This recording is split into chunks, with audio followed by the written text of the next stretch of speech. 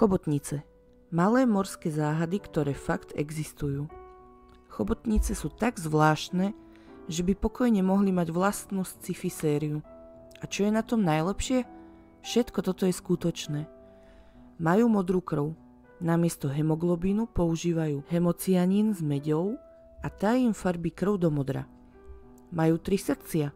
Jedno pumpuje krv do tela, 2 ďalšie zásobujú žiabre. A ich mozog? Ten je rozdelený do celého tela. Každé rameno má vlastnú mini čiastočku mozgu a vie konať takmer samostatne. Preto sa o nich občas píše ako o možných mimozemšťanoch oceánu. Nie preto, že by naozaj prišli z vesmíru, ale preto, že sú evolučne tak iné, až pôsobia, ako by si ich príroda vymyslela počas nočnej šichty. Skrátka, chobotnice sú malý biologický mindblow, ktorý žije hneď pod hladinou.